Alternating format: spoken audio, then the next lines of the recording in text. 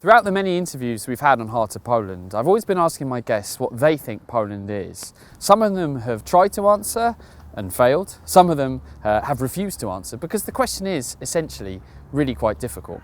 Which is why I'm so delighted to speak to today's guest, sociologist Doctor Tomasz Sobierajski, a well-known TV presenter, researcher and doctor and professor on the subject of sociology. And here he is indeed. Hello, Tommy. Hi, how are you? Good to see you, good to see you. We're going to go for a little walk, and I have a little surprise for you actually, Tommy, because rather than prepare a list of questions, I prepared a list of words to provoke today's subjects. So I have a special bag here, and it's potluck. I've got about 15 different words, and each one of them I think will provoke a very interesting discussion. There you go, you can go and let's see what try. You get.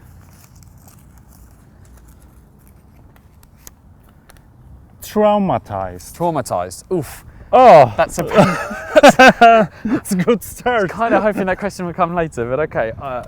Traumatised. What does that evoke in you when we're thinking about the context of Poland? The first impression is war, actually. So the Second World War. When you can imagine this city, for example, Warsaw, you can look around this beautiful garden, this beautiful place. You can imagine nothing was there, even one tree, even one building, even one brick. Actually, you have to build this from the start. But the trauma, it's still in Polish families. It's a science called epigenetic. And we know that trauma can change our genes, actually. And I think that trauma changed Polish genes in Polish families. And still we live with this Second World War trauma. It was very, very hard time for us. And I think still after 70 years after that, it's still very hard. So is there a way you can kind of un-traumatize yourself by kind of processing the painful experience? The truth is, and I think it's a huge problem for us, for our nation and society, we did not have any therapy during these 70 years. We need actually, like a society and nation, therapy because we still live in this trauma. Like you look, for example, for Germans, they make a lot of work to make another nation, and then they don't have the trauma, but still we have the trauma. So therapy is very important for us. And what kind of things would help Poland come to terms with it? Are we talking about culture, books, films? Are these the main ways that the other nations have dealt with the trauma? The culture, books, movies are very good, but we have to talk about this. We have to talk that we are not a nation or we've got messianism in our souls, that we are one and only. And the truth is, we are one nation, very special and very nice and very good, but in the center of Europe, and we've got a lot of nations, that we are nothing special. The Second World War was not only in our country, it was in other countries. So we have to connect with our hearts, with our souls, and help to each other. So before we go to our next question or our next keyword, I want to ask you, you're an author, you're a journalist, you write in magazines, you're also a researcher, sociologist. Which one of those words describes you best? Sociologist, yeah. So for me it's most important. I can be good or best in our fields because I'm a sociologist. For me it's very important too, because I'm a bit outward of our society, actually, because I'm looking for Poles and for people like for a small fly and then looking what they are going to do. So for me it's a very good position, and I like it, actually. Yes, I'm gonna immediately pull out Paddy's magic special bag. Let's see what else comes. Maybe that was a tough opener. Yeah, let's see if we get a nicer question coming. But we did it, and so okay. The next one. I have to help to the other. You have bigger hands than I have. Yeah. Sorry for that. Complaining, of course. It could be like that. So we are actually Poles. We can call we've got culture of complaining, and I think it's a special for us, and it's good for us that we are only one.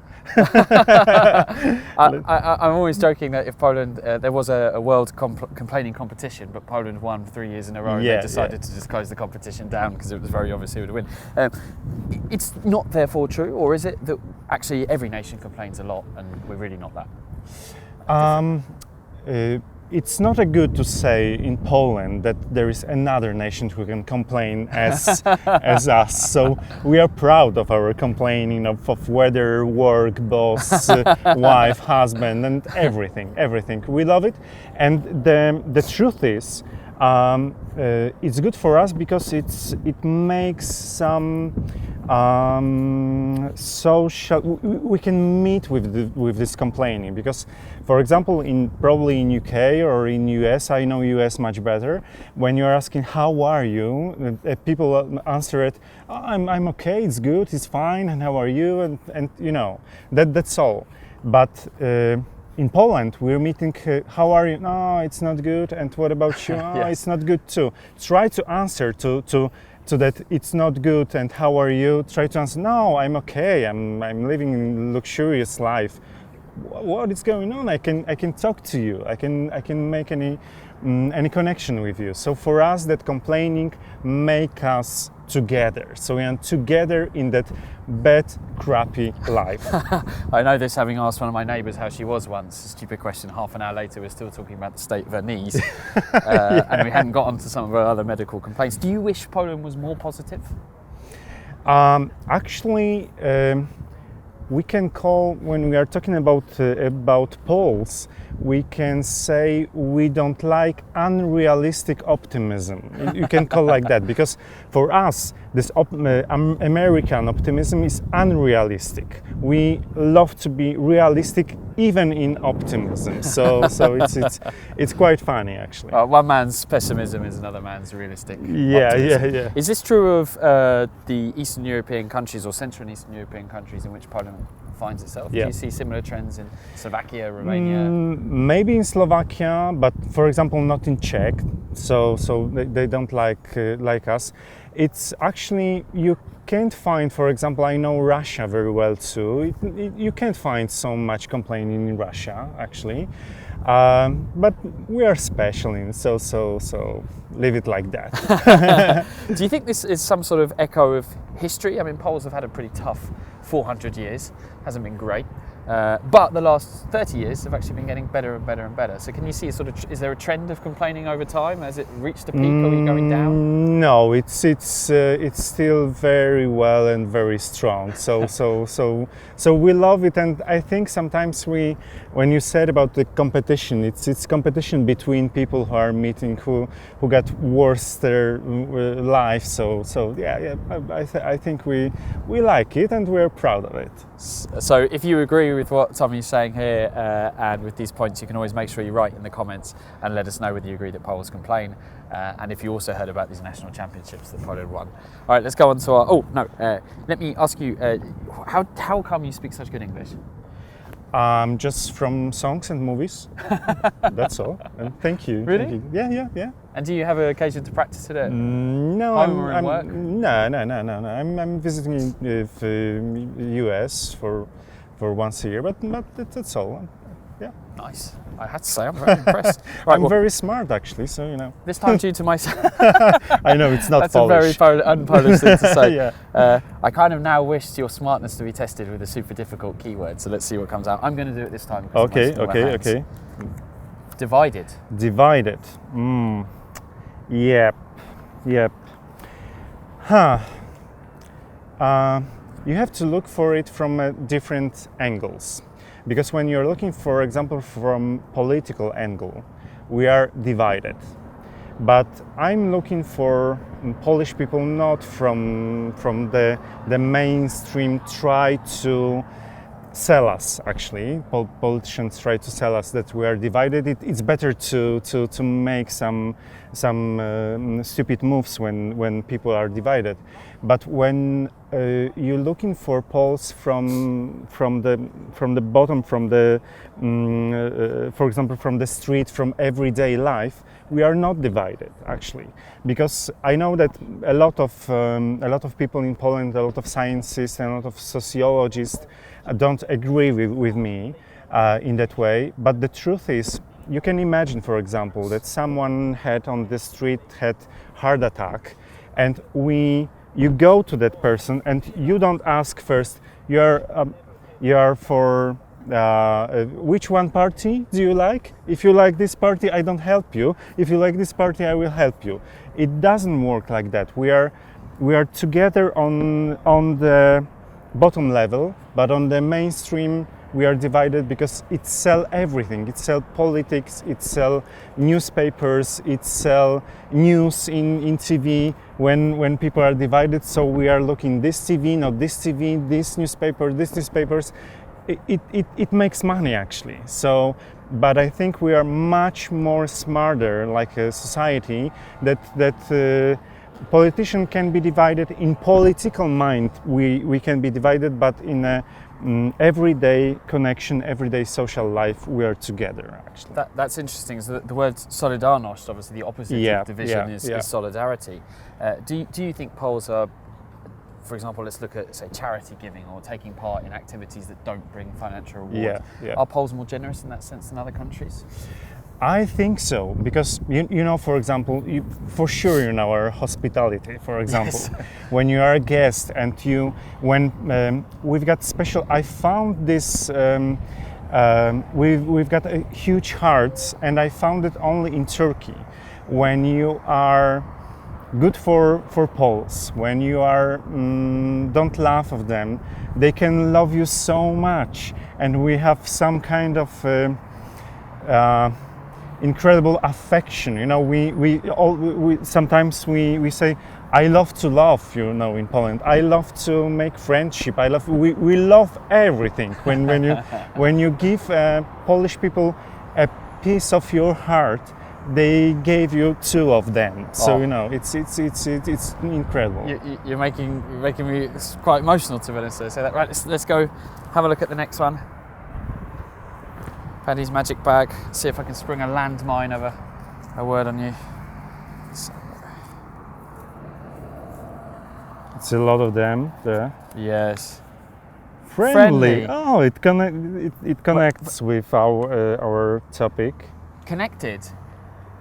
But let's be honest. If you walk on the streets of anywhere in Poland and you look at people, they don't look at first glance particularly friendly. Yeah, that's true. That's true. But you can. There is a problem with this word in English actually, because in English when you say friend, it means in Polish colleague actually. Yes. Because when you say best friend, it means friend in Polish. I know it's very tough, but for us, friend, it means colleagues. You don't have to put a lot of emotion in it. But the truth is, when you are real friend, and when you find a real best friend in Poland, you can count on him or her in every way, in every situation, in every second, and he or she gave you everything. Yes. You may have a much smaller number of friends, but they're prepared to do. Yeah. And you can find something like that, for example, in other cultures, the Western cultures, like for example the United States. You've got a lot of friends and colleagues in Poland, and it's very hard to find the best friend for life actually. Is this something that's always been true of Poland? Is it something because of communism? You know, you couldn't afford to place trust in people you didn't really know? I think it's what you said. It can be it can be like that, because you can't trust a lot of people. You have to trust one or two people, but for life, you know. Yes. Like Americans say, friends are for a reason, season, or a lifetime. But in Poland, friends are for a lifetime. So we're looking for people like that. I'm gonna Take you one last question before we finish. Funny. Yeah. Now, I'll just say another word to you, cabaret. Not funny for me. Not funny. Oh yeah, Very Polish? you're English, so you know your sense of humor are not funny for us. So we don't know what is going on. Yeah, you know there is something. We had a very tough history. Actually, the truth is, 100 years ago or much more, a huge part of Polish society lives like slavers, you know, actually. We have a very hard time during communism. The war, the first one, the Second World War, it was a very hard life and very hard time. This time we have a hard time too, but we've got a sense of humor who can heal us, and it makes us better. But we are not laughing, you know, like for example, like Americans just laughing and smiling all the time. That sense of humor is it's something inside. It's very intelligent. It's very cynical sometimes, but we love it. But it's one point you have to remember, foreigners especially. We can laugh from Poles, we Poles, but no one else. Don't try to laugh. Don't do that. Well, Tommy, for all of the traumatic past that you've talked about and the complexes that Poland has, through to the comedy, I found this fascinating discussion. Is there anything about Poles that you think foreigners don't get? Anything else that they don't quite understand about us? I think that the main part is that for foreigners we are sad nation. That we don't smile, and the truth is we work very hard. So sometimes we don't have time for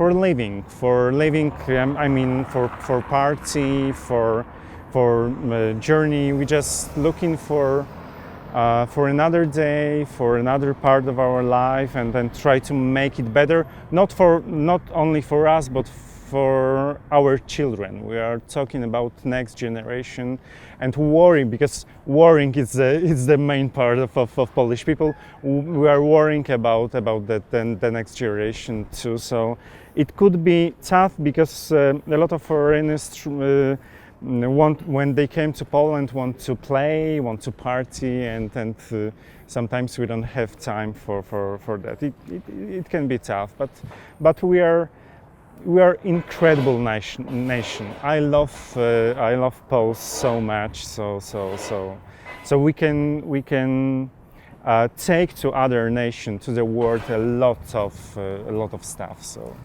Dr. Tomasz Sobierajski, thank you very much for a fascinating discussion. Thank you. Thank you. And remember, you can share this episode wherever you find it online, and check out all the other fascinating discussions with fascinating people leading fascinating lives in the country of Poland. I'll see you again for the next episode of Heart of Poland.